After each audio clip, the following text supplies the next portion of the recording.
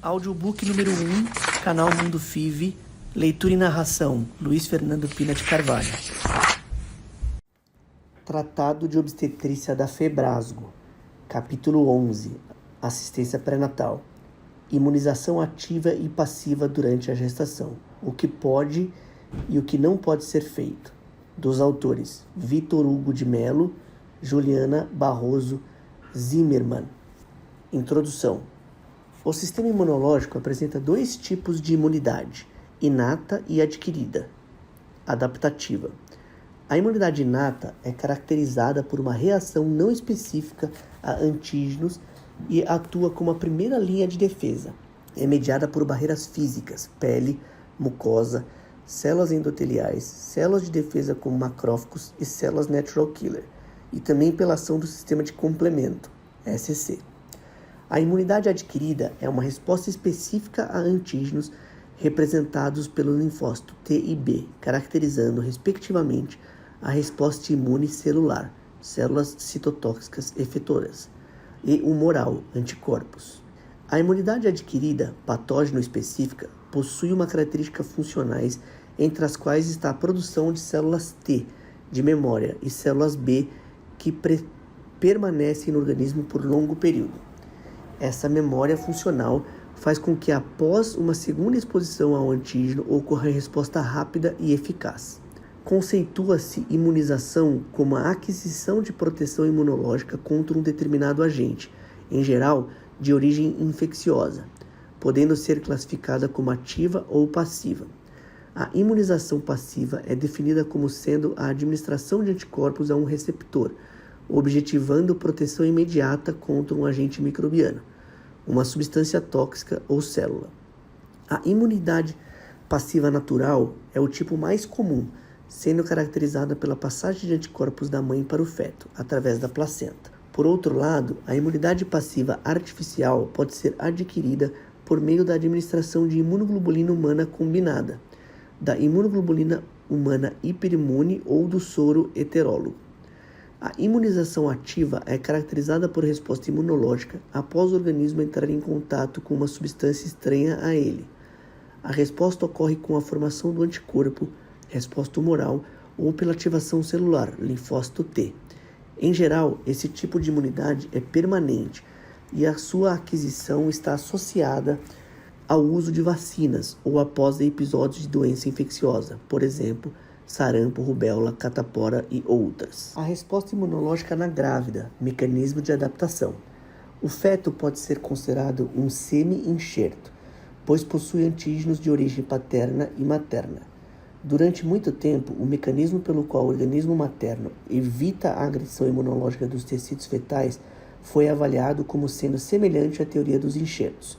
Em 1953, foi proposta algumas teorias para explicar o fenômeno de tolerância imunológica, separação anatômica entre o feto e a mãe, imaturidade antigênica do feto e inexistência da resposta imunológica por parte da mãe, de forma a acreditar que a gravidez seria um estado de imunossupressão, em que a interação imunológica entre o feto e a mãe estaria suprimida.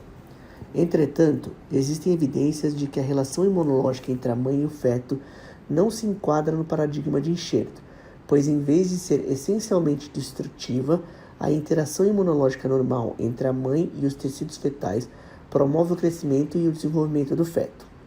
Estudos mais recentes sugerem que o sistema imune inato tem papel importante em relação imunológica materno-fetal. As células do sistema imunitário presentes na decídua são essencialmente linfócitos T, NK, macrófagos e células dendríticas, e a interação entre o trofoblasto e essas células maternas tem grande impacto no resultado da gravidez. O conhecimento do fenótipo e função dessas células é essencial numa gravidez normal e em situações patológicas que incluem abortamentos espontâneos recorrentes, pré-eclâmpsia e mole datiforme. Nas células presentes na decídua, os linfócitos T reguladores são os mediadores essenciais na adaptação materna durante e após a implantação do embrião. Células Treg secretam TGF-beta1, que pode suprimir os linfócitos T citotóxicos, e produzem citocinas TH1. levando à alteração da resposta imunológica. Por sua vez, a atividade insuficiente do linfócito Treg resulta em falência da implantação ou redução da função placentária e do crescimento do embrião. Dessa forma, pode-se dizer que a aceitação materna aos tecidos fetais resulta de seu isolamento em um ambiente semipermeável, e a resposta imunitária materna é modulada, tornando-se compatível com o desenvolvimento de uma gravidez bem-sucedida, sendo a resposta imune preferencialmente mediada pela imunidade inata. A supressão relativa da resposta específica justifica a maior suscetibilidade a infecções por agentes virais e patógenos intracelulares, mas a resposta das células B e a produção de anticorpos à vacinação permanecem intactas durante a gravidez. Por sua vez, pode-se citar várias situações que parecem ser essenciais para o fenômeno de tolerância imunológica que ocorre entre o feto e a mãe durante a gestação. A expressão de moléculas HLA, HLA-E, HLA-C nas células do trofoblasto, o controle da atividade citolítica das células NK por meio de receptores inibitórios, a expressão de proteínas reguladoras do complemento, a regulação do recrutamento de linfócitos, a proliferação celular na interface materna e fetal e a supressão dos linfócitos TH1 na decídua. É importante lembrar que a imunidade celular TH1 é mediada pela produção de citocinas do tipo 1, interleucinas, IL-2 e IL-12, gama-interferon e outras classificadas como imunoestimulatórias e que são produzidas principalmente por linfócitos, células apresentadoras de antígenos e células NK. Por sua vez, a imunidade humoral TH2 é mediada pelas citocinas do tipo 2, interleucinas 4, 5, 6, 8 e 10, classificadas como imunoinibitórias e que são produzidas principalmente por monócitos e linfócitos. Acredita-se que a gravidez é caracterizada por resposta celular do tipo TH2 e que as citocinas do tipo TH1 estariam bloqueadas para proteger o feto da resposta imunológica materna. Imunização passiva e ativa na gravidez. De forma ideal, toda mulher em idade fértil deve ser orientada para receber as vacinas disponíveis pelo sistema de saúde e deve ser vacinada fora da gestação. A vacinação de grávidas está associada à oportunidade perdida da vacinação da mulher antes da concepção. É grande o receio de vacinar gestantes devido ao risco de anomalias fetais e abortamentos. Ao longo do tempo, existem poucos ensaios clínicos randomizados que objetivaram aferir a segurança de vacinas para o uso em gestantes, devido às dificuldades éticas na sua realização, vacina versus placebo. Neste contexto, grande parte dos dados da literatura a respeito da experiência com vacinas em gestantes está associada ao seu uso inadvertido nessas mulheres. Acredita-se que nenhuma vacina deve ser aplicada no primeiro trimestre da gestação, seja ela inativada ou viva, já que a eventual relação temporal com abortamento e malformações congênitas torna difícil a avaliação causa e efeito. Por outro lado, a imunização passiva na gravidez poderá ser realizada em qualquer momento, objetivando a redução da sintomatologia e proteção fetal. Em geral, é feito com soros e com imunoglobulinas, normal ou hiperimune. Os soros são usados com a finalidade profilática mediante a administração em pessoas susceptíveis, após a exposição a determinados agentes infecciosos ou após acidentes como causados por animais peçonhentos. A imunoglobulina normal, também denominada de gama-globulina normal padrão, é extraída do plasma de doadores de sangue, adultos e sadios, que contém os anticorpos específicos na proporção adequada, sendo usada na prevenção de infecções em pessoas susceptíveis, especialmente naquelas com a gama-globulinemia ou hipoglobulinemia, em situações de pós-exposição, por exemplo, na imunoprofilaxia da hepatite A e do sarampo. As imunoglobulinas humanas específicas ou a de doadores específicos, hiperimunes, são caracterizadas por grandes concentrações de anticorpos da doença contra a qual se quer proteger. São exemplos de imunoglobulinas humanas específicas as imunoglobulinas anti-hepatite B, antitetânica, antirrábica e antivaricela zoster. Acredita-se que as imunoglobulinas possam impedir as manifestações clínicas das doenças, mas em geral não evitam a viremia ou o acometimento fetal, e devem ser empregadas em circunstâncias específicas. Vacinas recomendadas para gestantes conforme calendário vacinal do Ministério da Saúde. Vacina contra hepatite B. As vacinas contra hepatite B disponíveis no Brasil são produzidas por engenharia genética e não contêm DNA viral, e a vacinação induz apenas a produção de anticorpos anti-HBs. Os esquemas posológicos variam de acordo com o laboratório produtor, mas, em geral, os esquemas mais utilizados frequentemente são os de 3 doses nos momentos 0, 1 e 6 meses após a primeira dose. Se a vacinação for interrompida, não é necessário recomeçar o esquema, apenas completá-lo.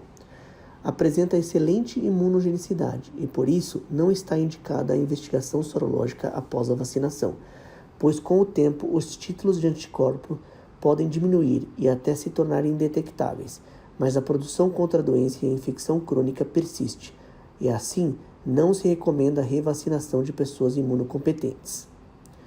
O CDC, Center for Disease Control, recomenda a vacinação para hepatite B em casos específicos. Entretanto, no Brasil, o Ministério da Saúde ampliou a indicação dessa vacinação, que faz parte do calendário da gestante.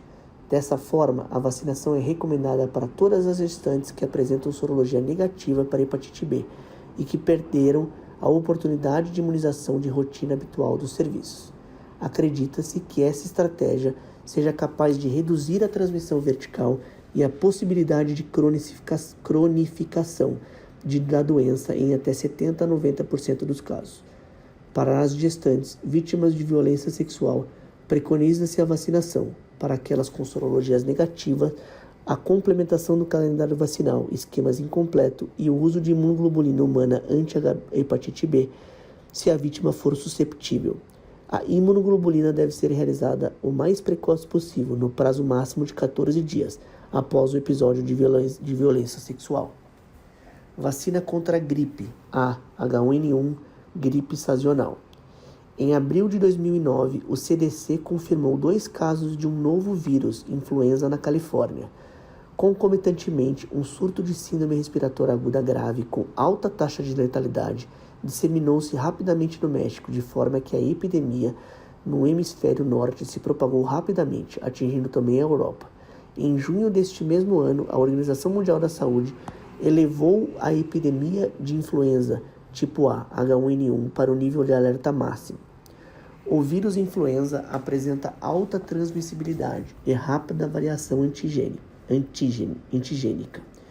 Além disso, alguns animais, como aves e suínos, são tidos como reservatórios. Existem grupos de maior risco para a infecção pelo vírus influenza tipo A, H1N1. Entre eles incluem-se as gestantes. Mais de 10% de total de mortes provocadas pela epidemia de gripe ocorreram em gestantes, e a maioria delas era saudável anteriormente à doença. As alterações do sistema imunológico associadas às alterações hormonais e as adaptações anatômicas para acomodar o desenvolvimento do feto determinam nessas mulheres risco aumentado para o surgimento de complicações, tais como os eventos cardiovasculares. Alguns estudos alertam que gestantes com gripe A, H1N1 tiveram 4 vezes mais chances de ser hospitalizadas por complicações em comparação à população não grávida, além de pertencerem ao grupo de pacientes que mais precisam ser internadas em unidades de cuidados intensivos. As principais complicações identificadas nessas gestantes estão associadas à síndrome do desconforto respiratório do adulto, embolia pulmonar, edema pulmonar, pneumonia bacteriana, insuficiência renal e morte, enquanto entre as complicações fetais foram citadas partos pré-termo e casos de sofrimento fetal e óbito. A estratégia de vacinação contra a influenza foi incorporada no Programa Nacional de Imunização em 1999, com o propósito de reduzir internações, complicações e mortes na população-alvo para a vacinação no Brasil. Em 2017, o Ministério da Saúde, por meio da Coordenação Geral do Programa Nacional de Imunização, do Departamento da Vigilância das Doenças Transmissíveis, da Secretaria de Vigilância em Saúde, lançou a 19ª Campanha Nacional de Vacinação contra a Influenza no período de dia 10 de abril até dia 19 de maio de 2017, sendo 6 de maio o dia da mobilização nacional. Para as gestantes, a vacina indicada é a monovalente contra o influenza H1N1, de vírus inativo e sem adjuvante, que apresenta efetividade média acima de 95%, sendo relevante citar que, além de reduzir os quadros de infecção respiratória entre as mulheres grávidas, a vacina pode levar à transferência passiva de anticorpos da mãe para o feto.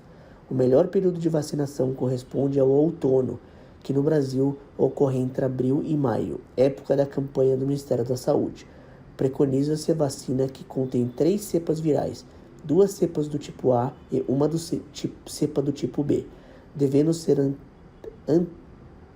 alteradas anualmente, de acordo com a frequência dos tipos virais que mais circulam no Hemisfério Sul no ano anterior. Vacina contra o tétano, a coqueluche e a difteria.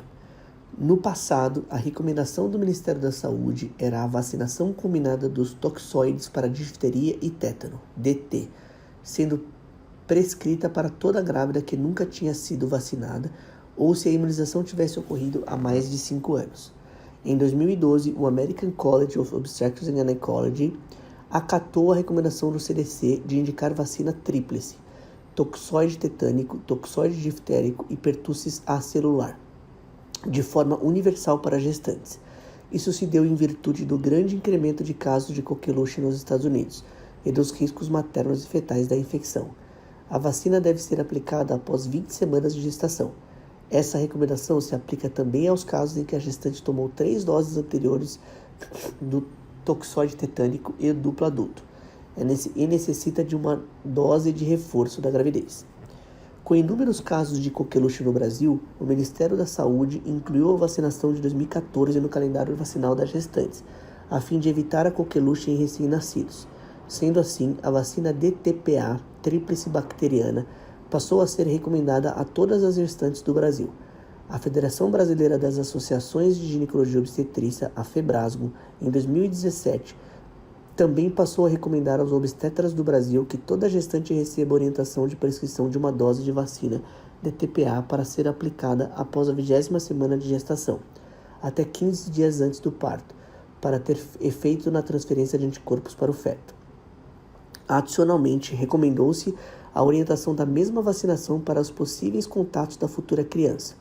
Em geral, aplica-se a primeira dose duplo adulto com 20 semanas, a segunda dose de TPA com 28 e na terceira dose faz-se novamente a duplo adulto, completando o esquema, com intervalo de 60 dias entre as doses.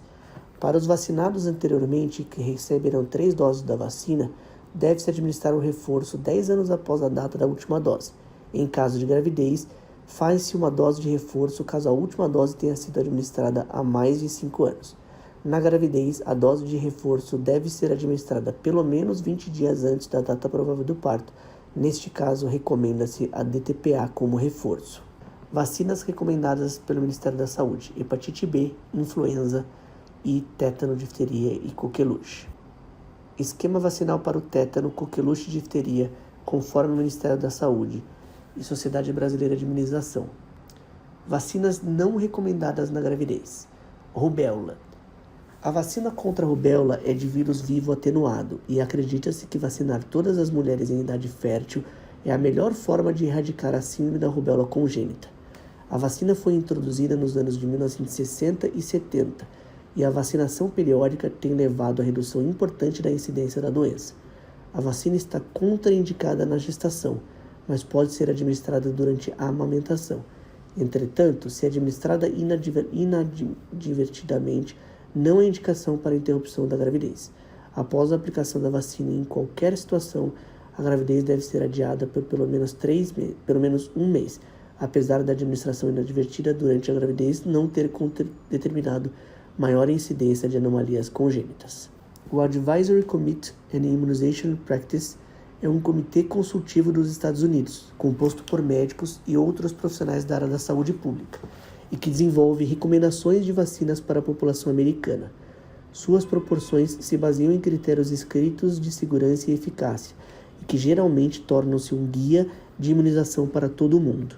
A ACIP analisou as notificações de 680 recém-nascidos de mulheres susceptíveis para a rubéola que foram vacinadas até 3 meses antes da concepção ou durante a gestação nos Estados Unidos, Reino Unido, Suécia e Alemanha, e não identificou nenhuma criança com malformação sugestiva de síndrome de rubéola congênita.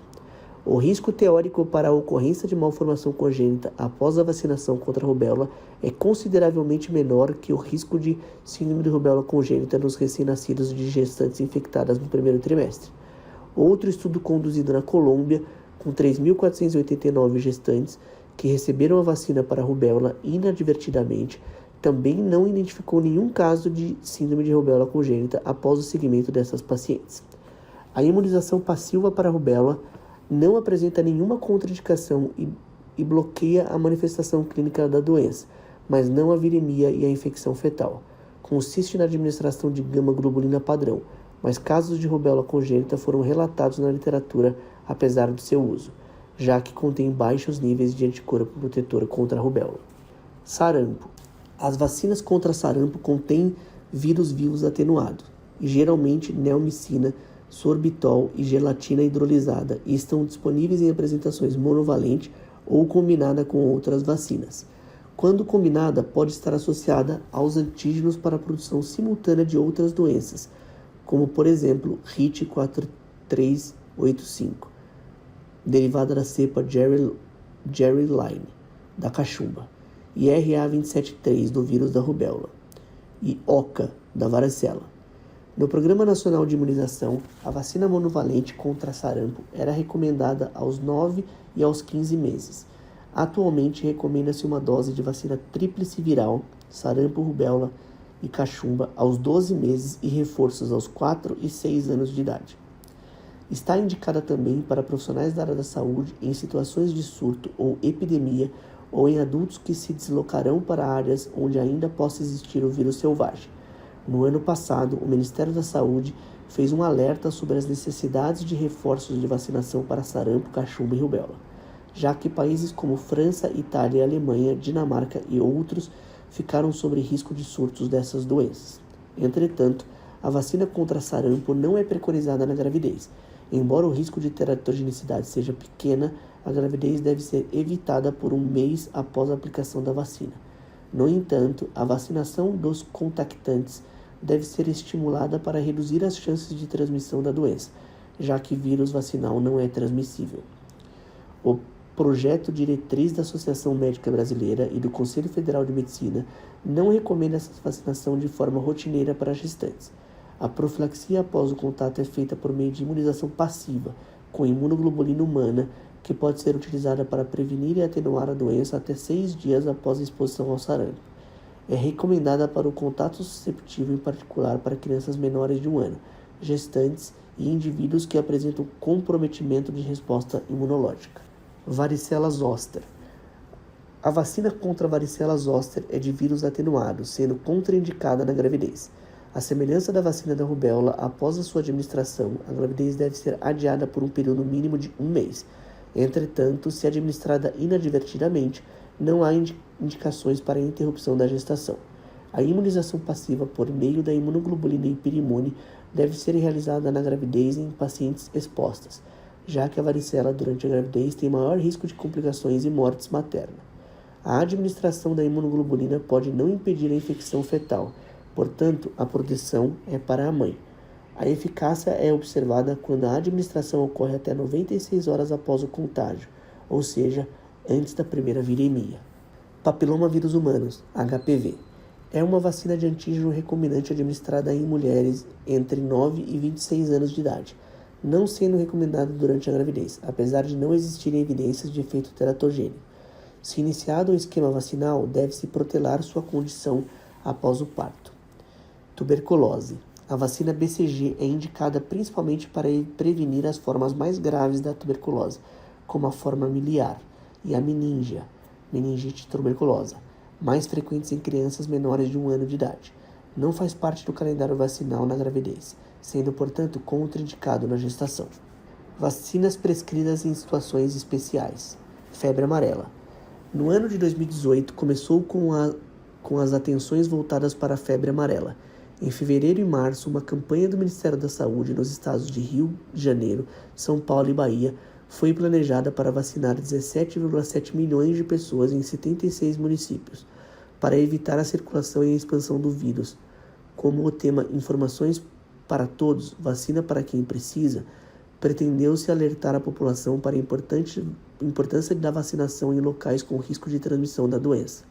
A vacina contra a febre amarela não é rotineiramente indicada para gestantes. Porém, se a grávida vive em uma área de risco ou vai viajar para regiões elevadas de endemia e não está sua vacinação atualizada, recomenda-se a aplicação da vacina. Em geral, não se identificam problemas para o feto ou para a gestante quando foi necessária a sua utilização. Entretanto, o Brasil prepara-se para realizar a vacinação com a dose usual e também com a dose fracionada, já que ela representa 1/5 da dose usual. E com isso amplia-se a vacinação, atingindo o maior número de pessoas. A diferença nesse caso é que pessoas que podem ser vacinadas com doses fracionadas precisam receber um reforço nos próximos 8 anos. Além disso, a dose fracionada não permite certificado de vacinação internacional, por isso, viajantes precisam utilizar a dose habitual. As gestantes fazem parte do grupo de dose habitual, quando necessária a prescrição, e com isso terão imunidade para a vida toda. Meningococo e pneumococo. A doença meningocócica, DM, é de evolução rápida e com alta letalidade, com sequelas variando entre 11% e 17% e mortalidade que vai de 7% a 70%, mesmo em países com assistência médica adequada. A meningococcemia pode apresentar alta letalidade, acomete pessoas de todas as faixas etárias, porém, a maior incidência em crianças menores de 5 anos de idade, e sobretudo nos menores de 1 ano. Em situações de surto epidêmico, observa-se, porém, distribuição mais prevalente da doença meningocócica entre adolescentes e adultos jovens. Não é uma vacina de uso rotineiro na gestação, porém, pode ser utilizada em situações de bloqueio de surtos, tanto a polissacarídea quanto a conjugada. Por se tratar de uma vacina inativada, é improvável que seu uso possa ocasionar algum problema na gestação. Vacinas não recomendadas na gestação: HPV, rubéola, sarampo, cachumbo e rubéola, tuberculose e varicela zoster. Por sua vez, o pneumococo faz parte da flora microbiana normal da nasofaringe, sendo causa frequente de otite média aguda, pneumonias e meningites. A maior incidência da doença pneumocócica ocorre nos primeiros anos de vida e nos idosos. Em geral, a vacina contra pneumococo não traz problemas ao feto, por se tratar de uma vacina polissacarídea inativa. Entretanto, não é de uso rotineiro em grávidas, mas deve ser administrada em gestantes de risco que não foram previamente vacinadas. As plênicas portadoras de doenças metabólicas, cardíacas, renais, pulmonares e imunossuprimidas. Raiva humana. A raiva é uma doença de enorme gravidade com alta letalidade. A vacina contra a raiva é uma vacina de vírus inativado. Em indivíduos com elevado risco de pré-exposição, veterinários, vacinadores, lançadores e treinadores de cão, profissionais de laboratório, profissionais e alunos que trabalham com animais potencialmente infectados com o vírus da raiva, a vacinação deve ser efetuada. A profilaxia após a exposição em gestantes deve ser indicada de maneira rotineira, já que o risco de doenças suplementa o risco de eventual evento adverso. Além disso, é mandatório o tratamento pós-exposição, devendo ser administrado o soro ou imunoglobulina antirrábica. Poliomielite. Não há evidências de que vacinas contra poliomielite possam causar dano a gestantes ou ao feto.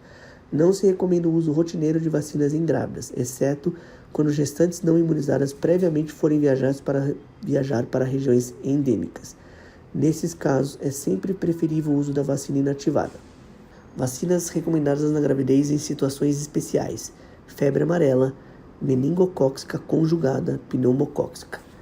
Imunoglobulinas utilizadas na gestação: hepatite B, raiva, sarampo, tétano e varicela zoster. Considerações finais. A vacinação na gravidez deve ser considerada como uma estratégia de saúde pública, pois representa uma oportunidade na prevenção de doenças em mulheres grávidas e em recém-nascidos. Nessa fase, deve-se avaliar os riscos de doenças e a proteção contra determinadas doenças, mas a preocupação fundamental deve ser com a segurança do embrião e o feto e os potenciais riscos para a mãe. Em termos gerais, as principais recomendações são: As imunoglobulinas ou toxoides, as vacinas bacterianas e de vírus inativos são seguras na gravidez. As vacinas de bactérias e vírus vivos atenuados são contraindicados na gravidez, salvo em situações de risco, mas se administradas inadvertidamente durante a gestação, não há indicação de interrupção da gestação.